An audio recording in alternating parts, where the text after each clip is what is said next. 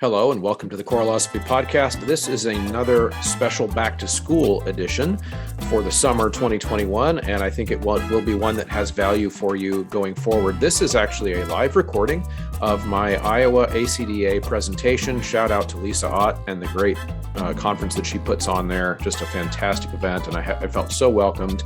And this was one of my two sessions that I gave for Iowa ACDA, and I recorded both.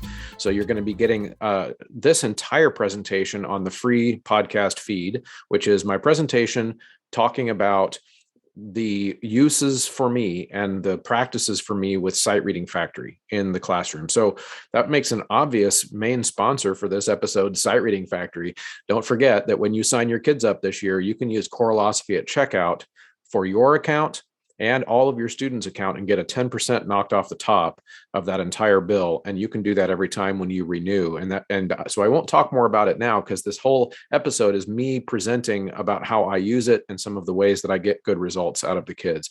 I will also throw in there a reminder that mymusicfolders.com has the best singer's mask on the market, and we're all going to need them again this year.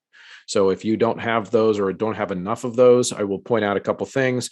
They are the best construction, the most flexible, the most breathable, and give the most protection. If you need to find something that kind of hits all those points, I strongly recommend looking at the resonance mask from mymusicfolders.com. And the other thing that's cool about it is they have lowered their price from last year. They've knocked a few dollars off of it. Plus, you can enter Choralosophy at checkout and get another few dollars knocked off of that. So those are becoming more affordable as time goes along. Finally, before we jump into the presentation, you can join my Patreon. My Patreon has grown quite a bit in the last month. People are getting excited about this content and about the conversations and tips that are happening on the show, which is great to see. You can go to patreon.com/Choralosophy. And at that, if you remember there, you get my private podcasts. That's a $3 a month subscription. You can also go in at $5, go in at $10 with some other perks over there. But if you're at that $3 level, you get access to the private podcast feed. And some of my other presentations that I gave this summer, the live recordings, will be dumped onto that feed as well. So like I said, you're going to hear this whole presentation today on the free feed, but some of my other presentations on building a program and retaining students, which I know is a really hot topic and something we're all concerned about. I gave two presentations on that topic this summer, and I'm going to put those on the Patreon feed to make those a nice little perk over there for you Patreon members. Speaking of Patreon, I do also have a producer level on Patreon. So you get a shout out on the show each time I do a Patreon plug.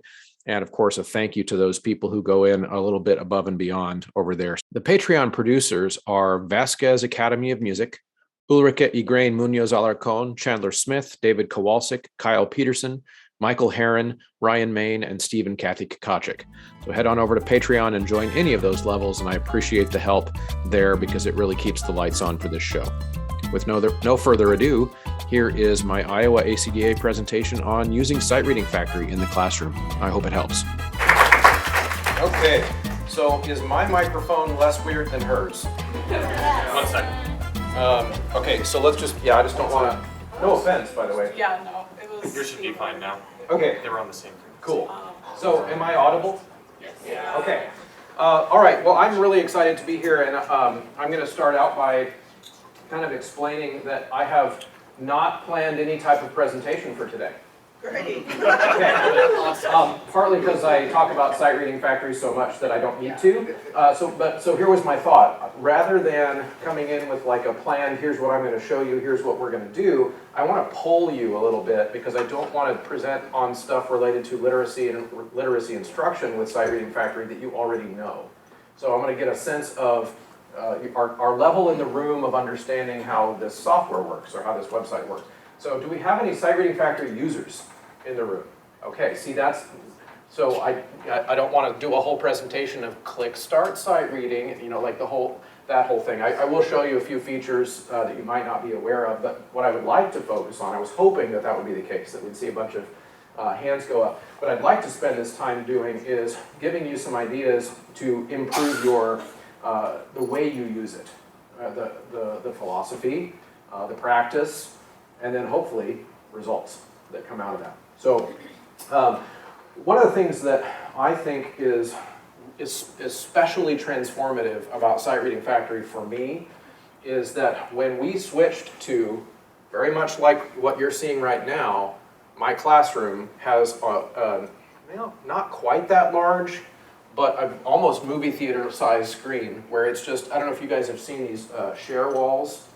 They're like just white grease board things that are kind of large, and then you can also use them as a projector. That's what we have set up in our room, so that our sight reading is now exclusively on the screen, as opposed to when I was a young teacher, because I'm old, and where you had to like print from printers onto paper and then pass it out, and that took time, and then you got to pass it back in, and you got to pull out the sight reading textbook or whatever it is that you bought, and so there were all kinds of excuses on a day-to-day basis to not work on literacy because it took time out of the rehearsal.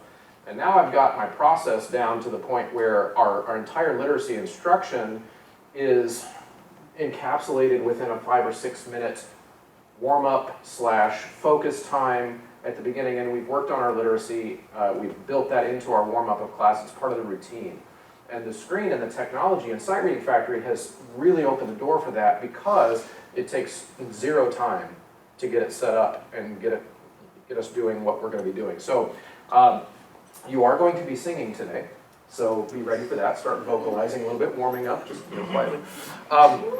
So yes, so one of the things that I think is a little bit unique about what I believe in and preach when it relates to literacy instruction, so I'm just going to start out with that, give you some background, and then we're going to dive into the website.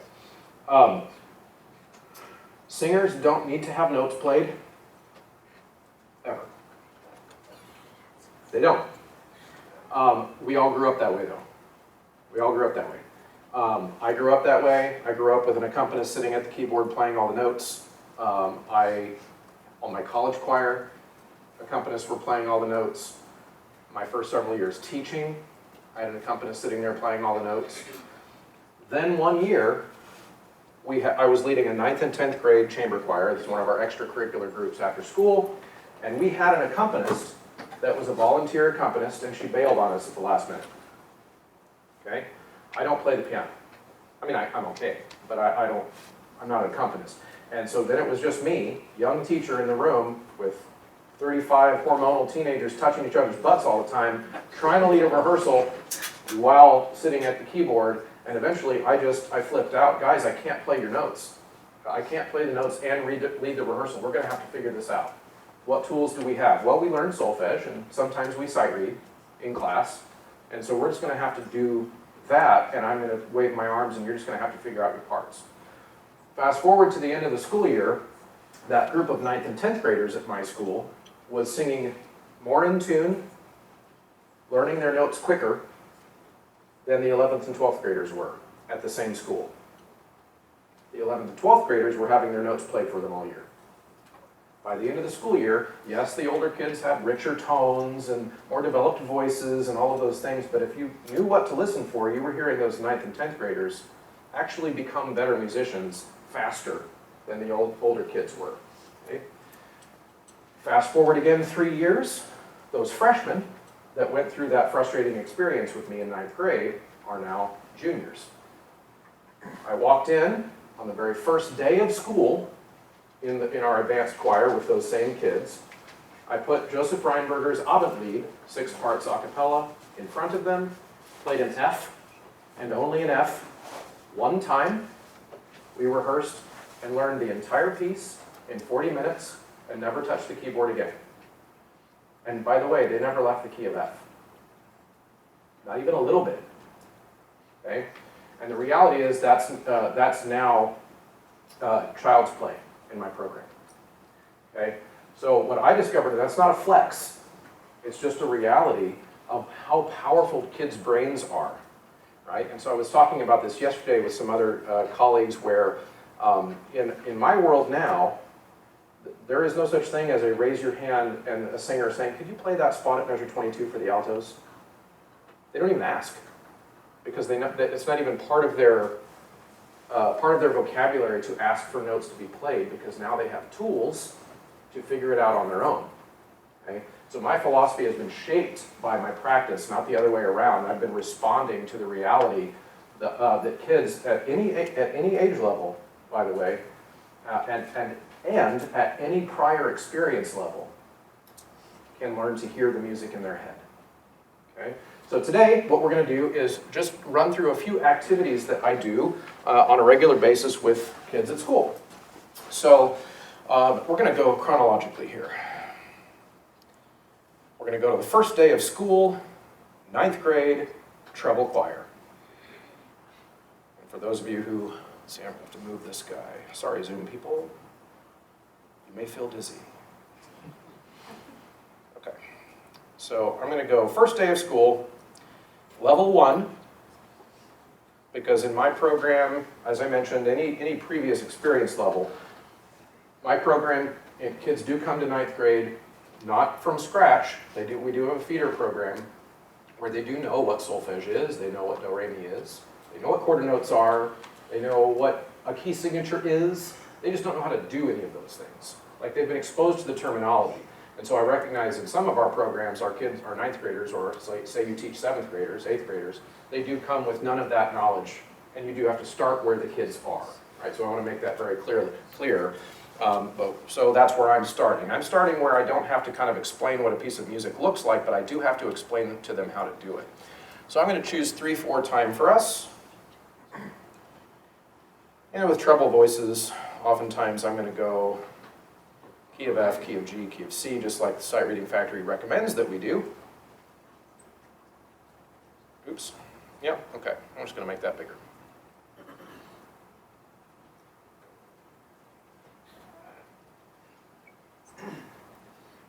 And on the first day of school, I might start just like this, okay?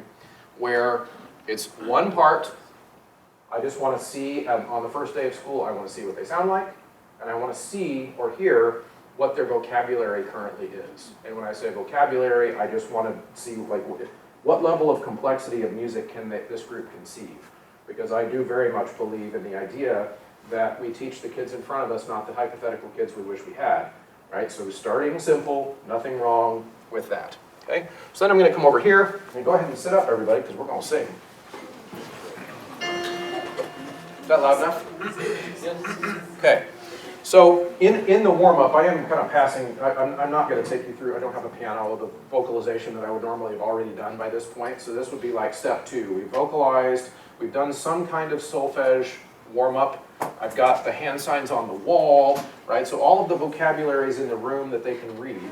And I would explain to them that the first note you see there is do. Okay, and here's the hand signs on the wall.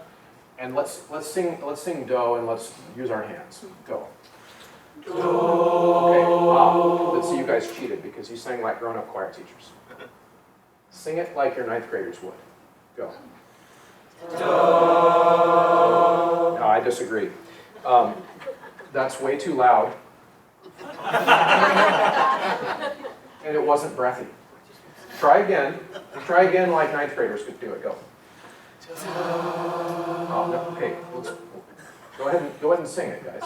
And then, of course, somebody who wants to be the snotty 9th grade girl. Anybody want to be the snotty? Girl. Okay, good. So then your response should be. But I was singing. Go. I was singing. No, you weren't. You were exhaling with noise. So let's define singing. And this is very much part of that first day of class for me. Let's define singing. It's got to be on pitch, and it can't be breathy, which is a problem that 9th grade girls can fix on the first day of school. Okay? On the first day of school. So we would focus on the breath and the onset, because if those two things are timed really well, in almost no cases will the sound be breathy. So I would demonstrate do, do, go, do, do, do. Okay, good. Doesn't need to be louder than that. It just needs to be coordinated. Okay, if we can coordinate the onset, we're good. So we've established that.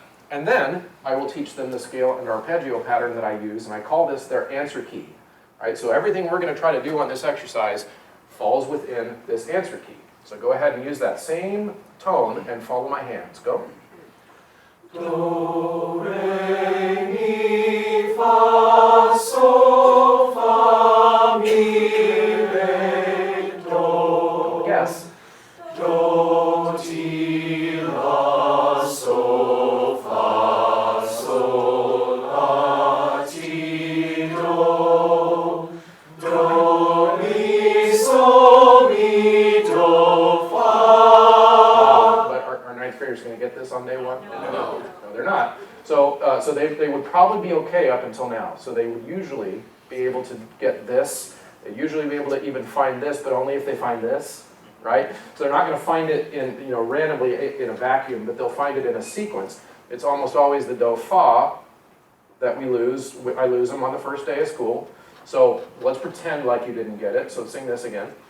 Do, re, mi, fa. Do, fa, do, re, mi, fa, do, fa. Yeah, good. So we're drilling that, but notice that I'm not singing it for you. I'm teaching you on day one that you can find it, and by doing this, without using any words, I'm giving them tools for solving that problem. Right? I'm giving them tools, and then by a couple repetitions, we've gotten here, and then I go ahead and finish the sequence, so you can be grown-ups again to make it go faster. Do, mi, sol, mi, do, fa, la, do, mi, sol, mi, do, sol, do. And then I introduce to them the concept. By the way, on the first day of school, this takes more than 5 minutes. Once they've gotten the concept over the course of the school year, it truly takes 5 minutes. And then I introduce to them the concept of audiating, which I simply define as hearing the music in your head before you sing it. Okay? And one of my former professors, Eve Ely, and one of my mentors, had this theory back before any of us were talking about audiation and literacy instruction as much as we do now.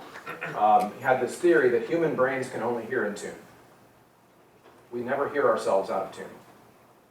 Okay? Meaning, until I start to sing, I'm going to hear the music in tune. Think about, like, if you imagine, and this is how I kind of explain it at the beginning of the class to my kids, try to close your eyes and hear someone singing happy birthday to you. Go. That's not it. Go ahead and just close your eyes. Hear that in your head.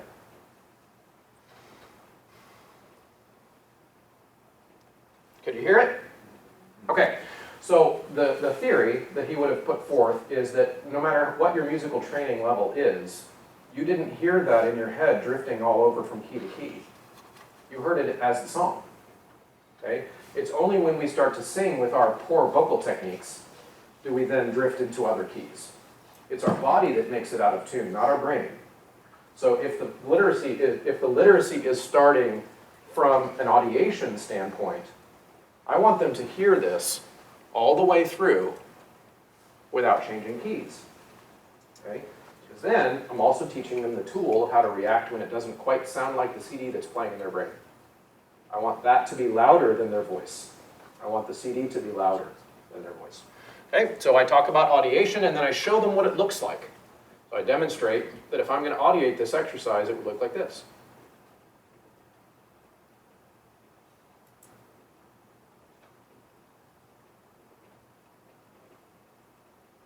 All right, you see what I'm doing. They recognize what I'm doing. I'll usually then ask some questions. What did you see? What were some things that you saw me doing? I'll sing the beat. That usually somebody will notice that. Now, of course, we also know, we're putting ourselves back in ninth grade brain now, where one of the biggest problems you'll get right away is you'll get the wandering eye kid, right? They just won't even look at it, right? That's a challenge, and so oftentimes I'm scaffolding this instruction from holding their hand all the way through it to eventually letting them fly on their own. My screen is down more here, and so I might just come up and just follow my hand. So go ahead and do your hands, and just pretend like I'm touching the top line, right? So go ahead and do what I just did. Use your hands and audiate it. Ready, and go. And I'll just tap, okay? Then I get to be the, what's the karaoke ball, right? And I just dance around, like across, because I do want to train their eyes to move across in sequence. All these things are brand new to them. Because in my program anyway, everybody's situation's different. Like I said, they know the lingo They just are very rarely being asked to do it, like to actually do it. And so this kind of puts us in that spot. So that might be, this is all, again, fast forward. We get through that every single time. Now this is important. Every single time they slip back into breathy teenage girl voice. Stop. Sing it. Okay? Because that's huge, and I'm going to explain why that's so huge later. Allowing them to sing with a hole between their vocal folds will make every pitch and rhythm acquisition harder later. Okay? So it's like my developmentally disabled daughter. She's on an IEP, and one of the reasons that she's on an IEP is because she had I won't bore you with the long story, but she had a traumatic birth, not enough oxygen to the brain during the birth process, and it caused a lot of motor skills delays. Her brain works, but she can't make her fingers do things. She was the kid who couldn't tie her shoes at age 9, couldn't button up her pants, like it was just the small motor things. And of course we thought, oh, let's put her in piano lessons, because that will help her develop those things, but she couldn't do this at age 8 or 9. It was, right? So the metaphor here is that she was learning, let's call it, Mary had a little lamb or whatever, and the piano teacher wanted her to practice using different fingers for the different keys. But because her brain was ahead of her body, she already had the song memorized. And so she could play with one hand or with one finger and trying to convince her why later you're going to need to use your other fingers. She just could, but Dad, I know the song, right? So this is why the fundamentals, even of this, of okay, yeah, you can sing all the solfege syllables and you can exhale with noise on the approximate pitches on this exercise, but if I let you use that breathy tone, that what about when the exercise starts a range that's different, that's more than this? What if the exercise starts crossing your chest voice, head voice? If you're not singing correctly from the beginning, you're going to change keys.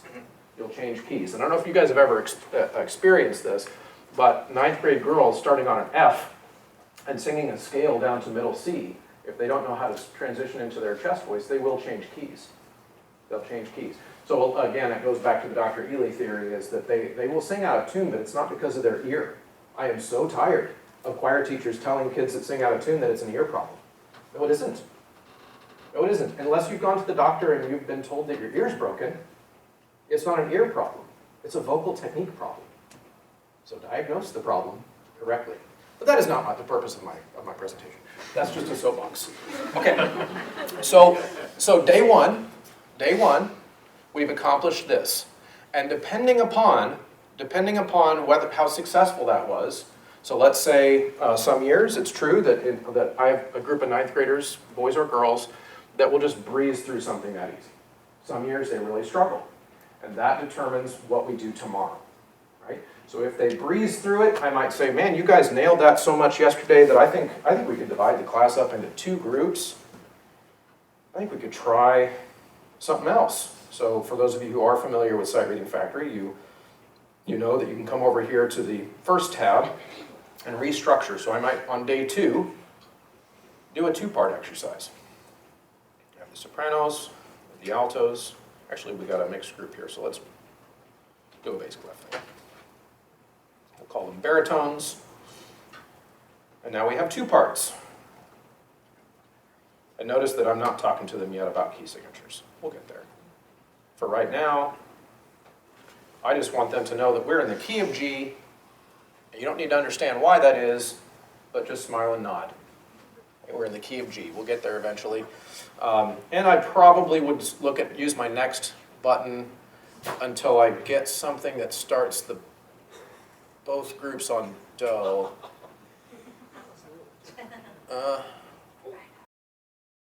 There we go.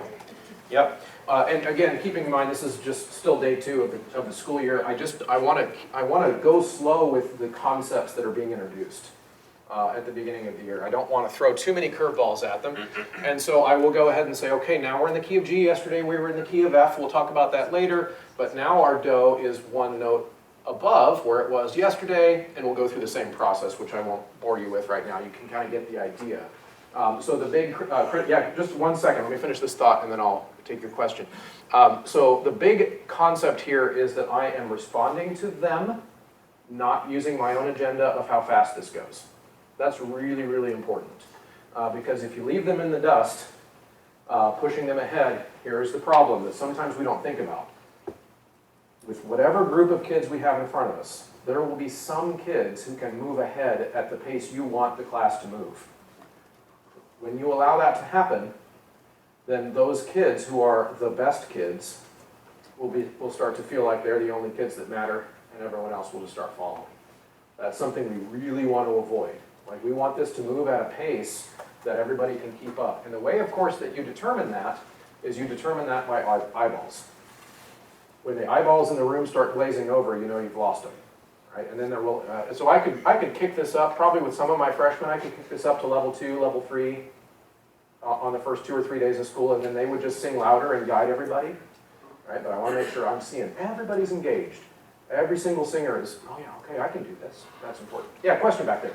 What do you do with kids who refuse to use the hand signs? Because I fail them. No, I'm not joking. They fail my class.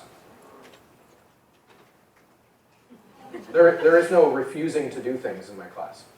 I'll just send them to the office like that. You don't get to come into a class and choose what you do. I'm in charge. So, and that has everything to do with how my class is set up in terms of its grading rubric. When the grading rubric is clear, when the grading rubric is objective, then your administrators will support it because that's how all the other classes are. You do those things. And so I think, number one, it's treating it like a disciplinary issue rather than academic issue. If I was in a math class and I walked in and I told the teacher that I don't do addition.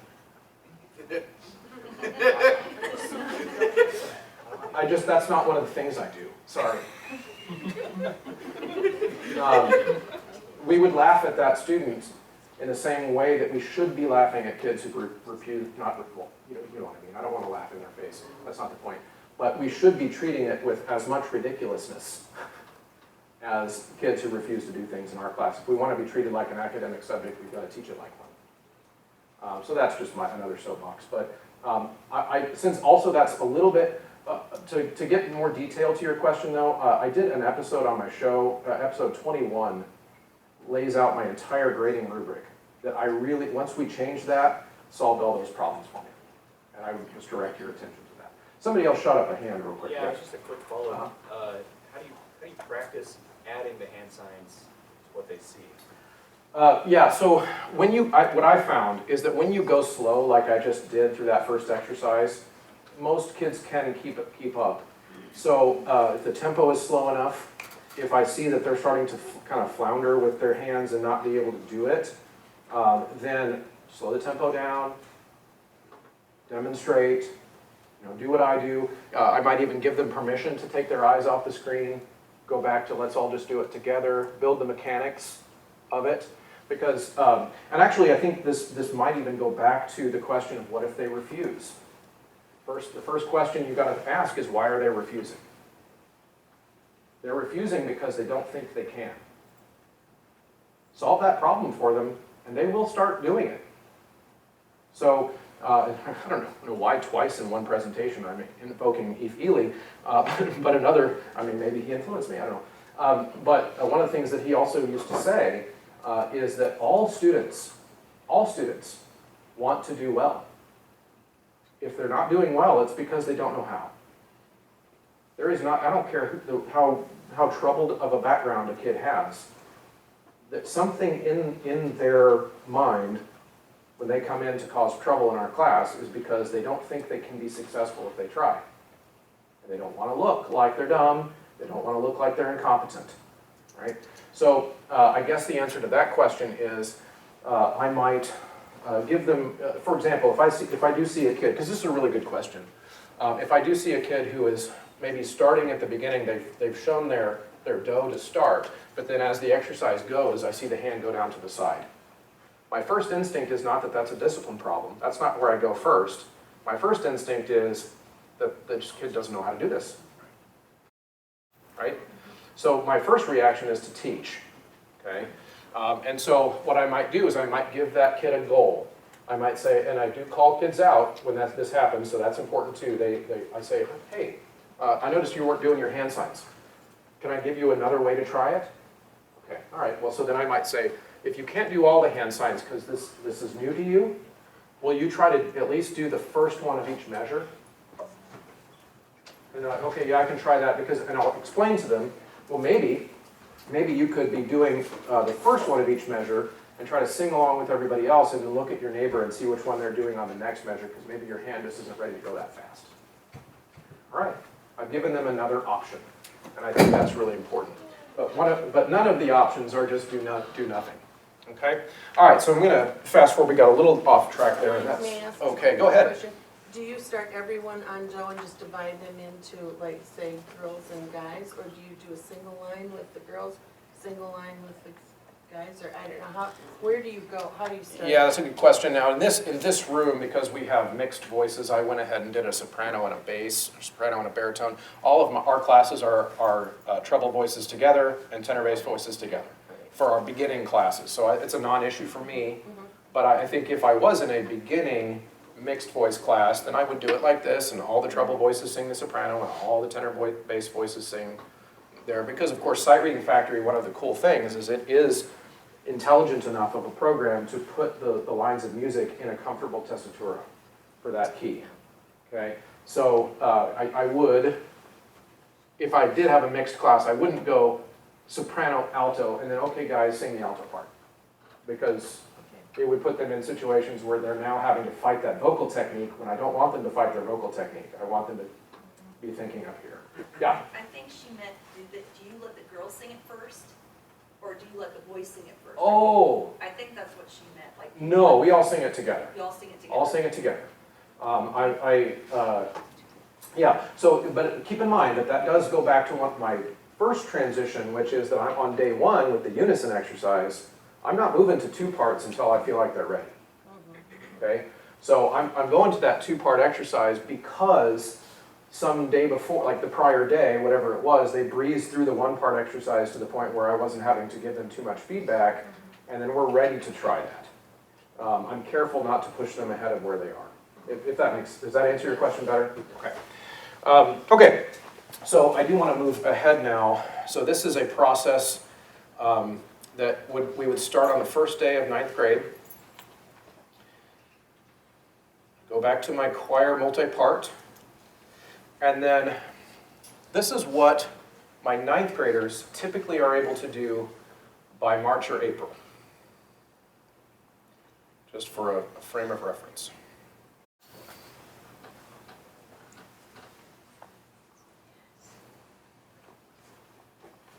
Weird, right? Yeah, it's really strange. Kids aren't supposed to be able to do that. They're not. Based on everything we've all been taught, is that kids aren't supposed to be able to do that. Now, my theory goes back to my the piano thing. I think because so many of us learned that having notes played along while we were singing developed literacy, that kids can't do that if they're having the notes being played along. Because what I've discovered since then is that if the notes are being played, they're not reading. They're listening. They're listening and responding. Okay, so they're not reading any more than if I had a 5-year-old and I'm whispering over his shoulder, "See, spot, run," while he's reading. He's not reading either. On a neurological level, they aren't reading. And so it's no wonder that we don't get to the point where kids can do this, by and large, as a profession. Okay? So again, this would be, by the time we get to the end of a school year in 9th grade, this is something they can start to do. And this is important. It doesn't mean they never make mistakes. When I say this is a level that's appropriate for the end of the school year for my 9th graders, what I mean is they now have the vocabulary to get through the exercise and solve the problems. Okay? So this is another aspect that I also find to be really philosophically important is, it might surprise you to hear me say this, but I think that we we teach sight reading in a lot of ways that are not very neurologically sound, but I also think we grade it in really weird ways. I don't know what you guys do in Iowa, but I know in Missouri I'm very frustrated by it still, because we do ask kids to sight read for our all-state choir, which is great because I value literacy. But the way we grade it is we count mistakes and we deduct points. Now, of course, I recognize that the reason they do it for all-state auditions is because we can't sit there all day. Like, we've got to go in, we've got to get so many kids in, and they get to go through it once, and however many correct answers they get basically determines their score. I don't grade it that way. Okay? So so we've talked a little bit about how the class period works and how I introduce it in the class and how the process works. And again, thinking about how using Sight Reading Factory as your main method or as your main system of delivery of the music is so great because it's customizable and it doesn't take any time. If I'm noticing that the kids are in the wrong key for their voice, if I'm noticing that we moved to level 3 when we shouldn't have, just fixing it and getting a new thing in front of them is super easy. And it also normalizes the idea that you don't have to move ahead on a certain pace. It's at your pace, right? So that's important. But while, in addition to the work that we're doing on the screen, I also test every single kid individually. Okay? So every single kid sight reads by themselves for part of their final exam. It's 5% of their entire course grade is their sight reading final exam. And the way we do that is that in October, and right now teachers are like, I don't have time to do that. And of course, what I will tell you is you don't have time not to. Your kids will I mean, imagine if your ninth graders could do this. How much time could you free up in your rehearsal to do other things? Okay? So what we do is we invest the time in October. The timeline is not exactly important. It could be September, whatever it is. But we take about 2 or 3 days out of rehearsal process. I do the cardinal sin of teaching, which is put on a movie. We put on a movie, and we have one kid at a time go into the practice room. It takes about 3 minutes. And we do a pre-test in October, September, somewhere in that area. What I'm trying to determine is what level of sight reading factory would be that kid's vocabulary. Okay? Both vocally, mentally, whatever it is, and I give them a goal. So let's say they come through a level 1 just makes no sense to them. They don't even know, they can't keep their eye on the line, like they can't stay in the same key, whatever it is. So just imagine your most clueless kid, right? I might tell that kid in 9th grade, well, by the end of the semester, I really want you to be independent. I don't use the word perfect. I want you to be independent on a level 1 exercise by the end of the semester. And so I write that down in a spreadsheet. This kid's a level 1 kid. I might give a level 1 to a freshman who just breezes through it to the point where it's just super easy because, she's probably in band. Okay. So the band kid, I might say, well, that was way too easy. Let's try level 2. Too easy. All right, great. So that kid is a level 3 by the end of the semester. Okay? They both can get an A, but the target is different based on their current level of aptitude. At the end of the semester, we invest that 3 days again, and I play another movie. I even let them choose it. It doesn't even have to be about music. Okay? And we play that movie, and that is part of their final exam to have hit that target. Now, the beauty of it is I don't count their mistakes. I don't count the mistakes. Our rubric is very simple. 50 points, okay? A 50 out of 50 means that kid was able to get the starting pitch, just like we do in class, sing their scale and arpeggio, and work their way through the exercise, singing all the right notes and all the right rhythms. 50 out of 50. But here's the trick. They can stop and fix things whenever they want. Because what skill am I teaching them? I'm teaching them a real-life rehearsal skill. In a choir rehearsal, I want to see how you react when you make a mistake. I want to teach them that making a mistake is not a sin, but when I make the mistake, I want to stay calm, I want to smile, I want to take a breath, I want to try to remember where do was, I want to try to use the tools I've learned. If I couldn't find do, so, I let them, do, re, mi, fa, so. So I'm evaluating not their perfection of sight reading, which, believe it or not, I don't care about. It's a rehearsal skills evaluation. Okay? So let's say they get all the way through to the end of the exercise at whatever level I set them. They might have made 10 mistakes. The All-State Choir won't take them, but I will. Right? And they still got a 50 out of 50. They're being graded on growth. And what's weird about it is that in a lot of people's minds, they might hear that and they might think, well, you're just going too easy on them if you let them fix all the things. I'm like, all right. But my kids are better readers now because they're not scared. They're not scared of the mistakes, right? So that's huge. Yeah. So I'm assuming when you do this, you don't have the metronome, you have them count themselves Correct. off? Okay. Yep, correct. I give them a target tempo, but I don't count them off if it's too slow or too fast.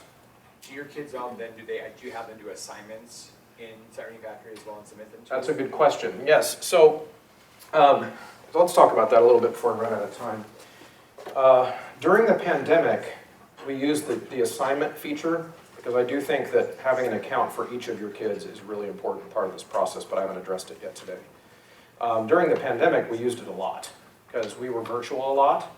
And so it wasn't one of my only ways to get them singing and so that I could hear them, because Sight Reading Factory will record them. So you have this assignments tab. You can create assignments. You can give it all kinds of parameters, due dates. I can let the student choose if it's rhythm. For example, I had, what do you do with a kid who's at home virtually because they've got COVID and they've got a sore throat and they can't sing? Well, rhythm only. Clap into the microphone. You can do that, right? So you can give us all those options. Based on their pretest, I mentioned the pretest at the beginning of the year, based on their pretest, they already know what level to choose. So when we're doing the assignments at home, they know, oh, I'm a level 2, I'm a level 3. And they're allowed to then set it the way they need to set it. I can decide how many measures. Now during virtual school, I did 12. Once we came back in person, I bumped them back to 8. But that's kind of up to you. There's no magic thing there. Now here's the one thing. The default setting for Sight Reading Factory is 100. I think that's way too fast. Way too fast. So for freshmen, I go all the way back to 60. Okay. I always bump up the countdown length to 60 also, because I want to give them plenty of time to audiate prior to singing.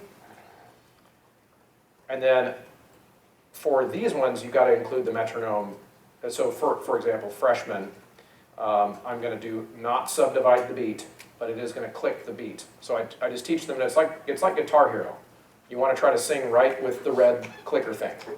And that's, since I'm not in the room, I'm not in the room to help you, so I want as much help scaffolding as possible. So I want the cursor to move on each beat. So you can see it's highly customizable. Now, here's another thing that I do. I actually just discovered this last year during the pandemic. In class, we never write solfege syllables on the screen because I want them, I don't want to move ahead of their ability to just do that. Okay?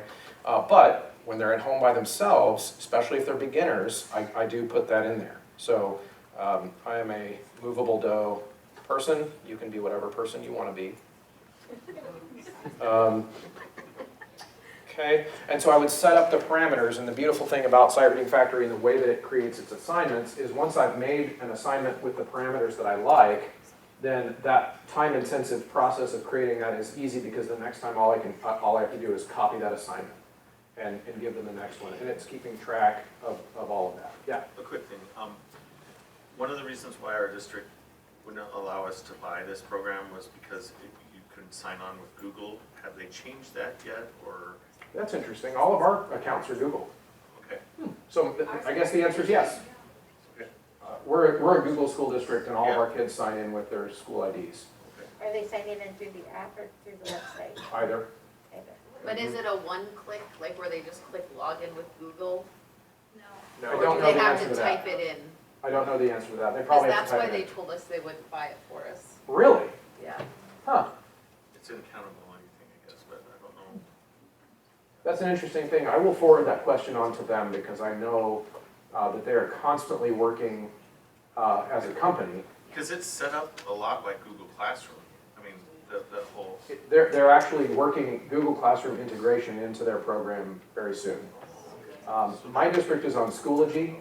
That's going to be next for them, so that they've already got Canva integration, where it'll just pull it into your grade book. Google Classroom is next for them, and then Schoology. I'm trying to convince them to do Schoology next, but that's just selfish. So I do have to copy the grades out of Sight Reading Factory and then go over into my grade book and drop them in. But yeah. So, I like what you said about like kids who need to like go back and fix things. Like I'm thinking of a student that I have who like literally, because when I do these assignments, he'll just stop.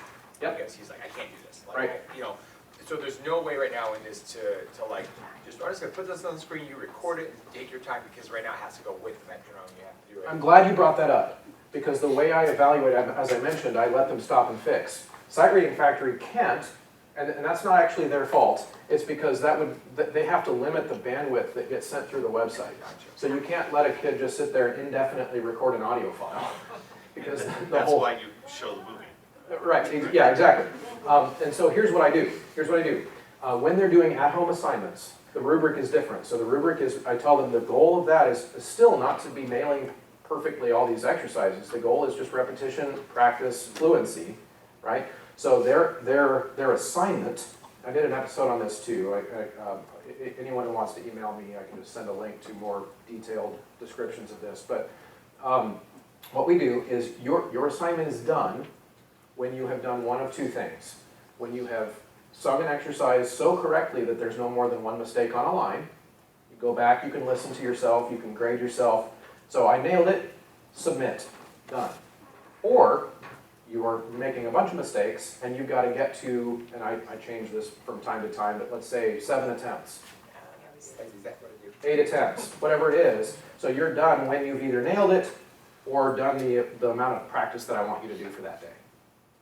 Well, either of those is fine, and they're both worth an A. They're both an A. Yeah. I had students that were recording and they panicked because they messed up a lot. Yep. And they stopped it. And then they couldn't submit anything. They couldn't go back and redo it, so I had to email. We did it through Music First and added Sight Reading Factory.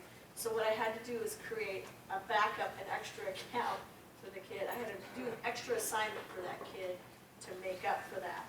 Because, and you explained it why they couldn't do it, because of the bandwidth thing. Right. But now I know what to explain to the kids. This Yes. is why, don't stop, just go with it.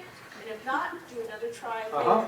later. And that's where, and I think this is a hard sell at first for kids, where you really, and that's why virtual school was hard, because it's an easier sell in person to explain to a kid, no, I really don't need you to be perfect.